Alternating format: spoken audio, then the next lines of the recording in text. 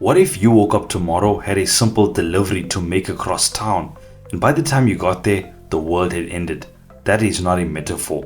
That is the actual premise of Zack Cregger's Resident Evil movie. And I've been staring at this teaser trailer frame by frame, pausing, rewinding, losing sleep over it, because buried inside what looks like a short, punchy promo reel is an insane amount of detail that changes everything about how you understand this film. The first teaser previewed at CinemaCon last month. Now the rest of the world gets to see it, and most people are going to watch it once, maybe twice, and move on. But we are not doing that today, because if you blink, you miss it, and I am not letting you miss it. So strap in, because we're going to go through it shot by shot. So let's start with the man at the center of all of this chaos, Austin Abrams. You might know him from Weapons. In this film, he plays Brian, an original character created specifically for the movie. Not Leon, not Claire, not any face you've seen in a Resident Evil game before. Brian is a medical courier. His job on what should have been the most ordinary night of his life is to transport something from one hospital to another, through the mountains, through the snow, and right into the heart of Raccoon City. That's it. Point A to point B. Except of course the world is ending. Zack Cregger has been very open in interviews about why he chose this kind of story structure, and it's one of the smartest creative decisions I've seen in a video game adaptation in a very long time.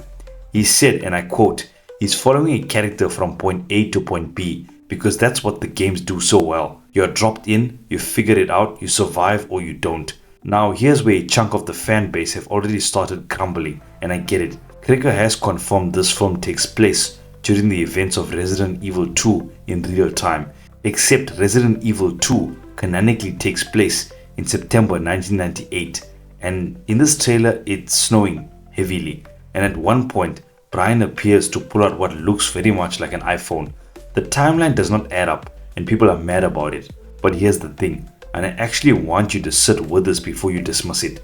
Cregger has never claimed to be obsessed with the timeline. In every interview I've read, his love letter to Resident Evil is about the feel of the games, the cinematics, the mechanics, the experience of being a player dropped into a world you don't fully understand yet. The events of Resident Evil 2 happening is for the purpose of this movie, just happening in the modern day. Is it a canon deviation? Yes. Does it matter as much as people think? I genuinely don't think so, but we'll come back to that. Because here's what does matter. The trailer itself is packed with references, homages, and little design choices that prove Cregger has done his homework. And some of them are so subtle, you would never catch them unless you were looking. So let's get into it. The Resident Evil franchise began in 1996. Over nearly 3 decades, it built one of gaming's most dedicated fan bases, expanding from video games into movies, series, novels, comics, and an enormous, deeply layered IP. But with that legacy comes expectation, and honestly, these last few adaptations haven't been close to what fans wanted, not even a little bit. So the pressure on Cregger is real. It is isolating, desolate, no zombies, no monsters, just Brian alone in an endless, silent snowfield. And that unnerving feeling that something is deeply, fundamentally wrong with the world around him. Cregger has explained the geography of the film. Brian is making his way over a mountain pass toward Raccoon City. That's his route. And as he crosses that pass, things go bad. Then he finds a house. The transition from that wide open snowfield into this dark, claustrophobic interior is instant and deliberate. The camera shifts to an over-the-shoulder perspective, and if you're a fan of the games, that shot should feel familiar immediately because it's pulling you into the player's point of view. You're not watching Brian, you are Brian. And that door opening, Cregger confirmed that is a direct homage to the iconic door opening loading screens from Resident Evil 1 and 2. That creak, that slow push into the unknown, it's all there. The house is dark, barely lit, and there's a lot to unpack inside, even if the lighting makes it hard to see. But here's what you need to clock. Taxidermy animals on the walls, which yes, appear in the games in exactly those kind of spaces. And then near the front door, a key hook covering keys. Those keys matter, we'll come back to them, because keys are everything in this movie. Brian finds the landline, and what happens next is easy to misread on first watch. So let me slow it down. At first glance, it looks like he's calling his girlfriend. The call fails, tries again, goes through. Seems simple, but look closer at what he actually dials. His first call is to 911. That call cannot connect. Then he dials his girlfriend. that one goes through. That tells you everything about the state of Raccoon City right now. Emergency services, the people whose entire job is to answer, are unreachable. If you're inside the zone, you're not getting through. The only line of communication that works is the one going out. Brian leaves his girlfriend a voicemail. He's apologizing. Something has gone wrong. The first call dropped. Things are happening. And on his vest, barely readable in this low light, you can make out something like lightning medical transfer or transport. He's not a soldier, he's not a cop. He's a courier who walked into the apocalypse. Also, and this was confirmed by Cregger himself in his breakdown interview with IGN, that the bucket in the shot, he pulled the green herb directly from Resident Evil 4 and recreated the container. It's sitting right there on the counter. There are no accidents. Every prop in this movie has been thought about. But here's where things stop being about props and start being about survival, because this is where the movie's mechanics kick in, and Cregger's approach to those mechanics might be the most exciting thing about this entire project. Let's talk about what makes this movie genuinely unlike any Resident Evil adaptation we've seen before. Cregger talked at length with IGN about the camera style. It is pulled directly from the games. The movie's cinematography will follow Brian in third person. The camera tracking him, pivoting as he pivots, moving as he moves. You'll feel it through the trailer, and then occasionally it'll shift into first person. Full shooter visual, you become the player you are in the game.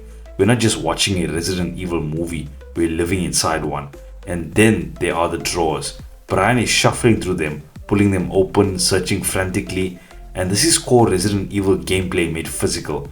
In the games, you're constantly searching environments for ammo, healing items, key cards. Your character finds a weapon with no shells, you have to hunt. And here is Brian doing exactly that in a movie in real time. Cregger has said his favorite part of the games is the weapon graduation system. You start with a pistol, you upgrade to a shotgun, eventually you reach the MP5. And that exact progression is in this film. Brian starts with a pistol, we see him locate a shotgun, then later the MP5. He's playing the game, we're watching him play the game, except the consequences are real. When we eventually reach what I believe is Raccoon City, the production design is staggering. The production designer confirmed they modeled the city directly on the environment from Resident Evil 2. Bricks, texture, rain, and heavier snow than the game ever had, which, given the timeline issues we've already talked about, at least gives the creative choice a visual purpose. There's even a building that looks almost exactly like the Raccoon City Police Department, which I believe is the actual police station in Prague where they filmed.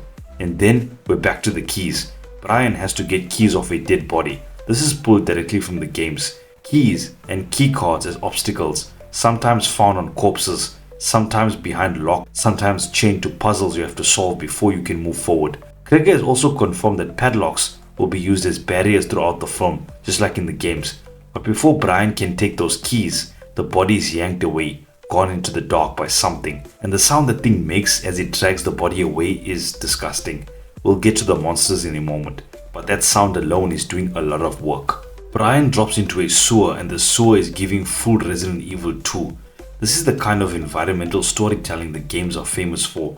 You start grounded, a house, a road, a city, and then through the natural momentum of survival, you find yourself somewhere underground, somewhere wrong, somewhere that feels like the world is folded in on itself. And that's when Brian stumbles upon it. At the far end of the tunnel, bathed in cold blue light, is this gelatinous, almost formless mass, a creature, and the contrast in the shot is extraordinary.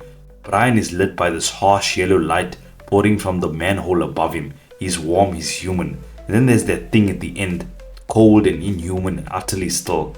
Warm versus cold, human versus inhuman, and it's visual storytelling at its most deliberate. Cregger has confirmed that this creature was inspired by the Judge from Cormac McCarthy's novel Blood Meridian, a towering, pale, hairless figure. While this movie doesn't feature Nemesis, the hulking, unstoppable presence from Resident Evil 3 that relentlessly pursues you, this creature serves as a quiet, creeping homage to the same kind of looming, inescapable dread. Then there's the other creature, the funky one, the one that I'm already obsessed with. Cregger was careful not to spoil too much, but he described it as a mechanic from the games made physical. Something about the way the infected interact with one another.